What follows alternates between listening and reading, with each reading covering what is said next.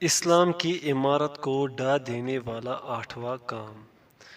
مصنف رحمہ اللہ لکھتے ہیں، ترجمہ: مسلمانوں کے مقابلے میں مشرکین کو غالب کرنے والا اور ان کی مدد کرنے والا کافر ہے۔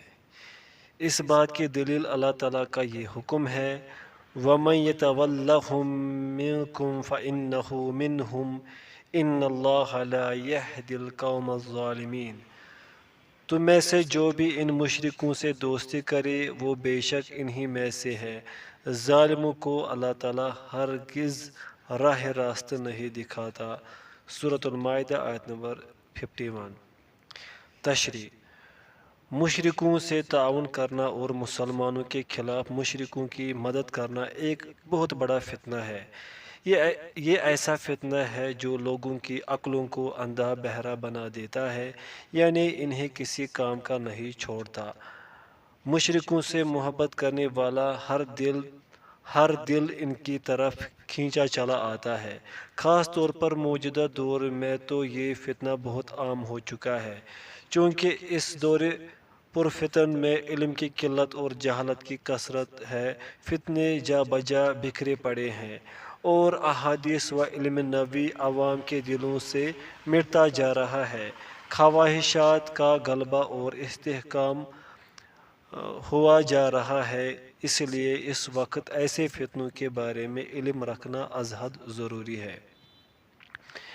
میرے نزدیک ان فتنوں کی اہم وجہ علوم شریعت، دینی علوم سے بیگانگی اور یونانی معتزلی فلسفیانہ علوم کی طرف توجہ کرنا ہے۔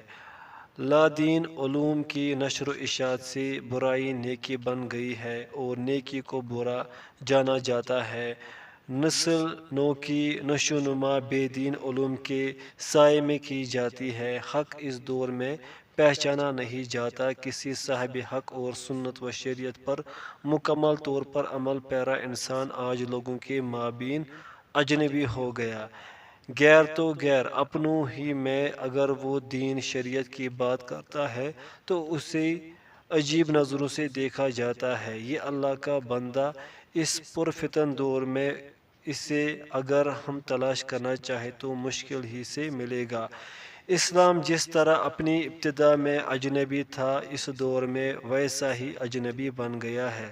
لہٰذا ایسے پکے سچے مسلمان جو بہت کم ملتے ہیں، ان کے لیے خوشخبری ہے، جنتوں کی بشارت ہے۔ یہ لوگ عوام الناس کے بگاڑ کی اصلاح کرنے والے ہیں۔ اسی باعث اسلام نے خاص طور پر اپنے نام لیواؤں کو مشرکوں سے دوستی کرنے اور ان کی مدد کرنے سے منع کیا ہے، کیونکہ ایسا کرنا اسلام سے ارتداد میں داخل ہو جاتا ہے۔ علامہ عبداللہ بن عبداللطیف رحمۃ اللہ علیہ سے ایک بار سوال کیا گیا کہ دوستی کرنے اور امداد و تعاون کرنے میں کیا فرق ہے؟ تو آپ نے فرمایا، امداد کرنے سے مراد ہے مشرکوں کی حمایت کرنا اور جان مال اور دیگر ذرائع سے امداد کرنا۔ یہ فعل کفر ہے۔ صرف دوستی رکھنا ایک الگ فعل ہے۔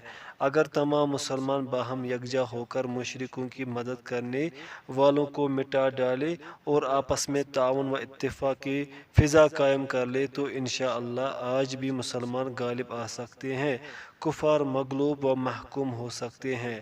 جس طرح دور نبوی و عہد صحابہ رضی اللہ عنہم میں کفار مسلمانوں کو جزیہ ادا کرتے تھے، اس دور میں بھی ادا کرنے لگ جائیں گے۔ اور یاد رکھو کہ کافروں کی اعانت میں ہر وہ چیز شامل ہے جس کی وہ اعانت چاہتے ہیں اور جس کے ذریعے وہ مختلف اسباب و ذرائع اختیار کر کے مسلمانوں پر غلبہ حاصل کرنا چاہتے ہیں۔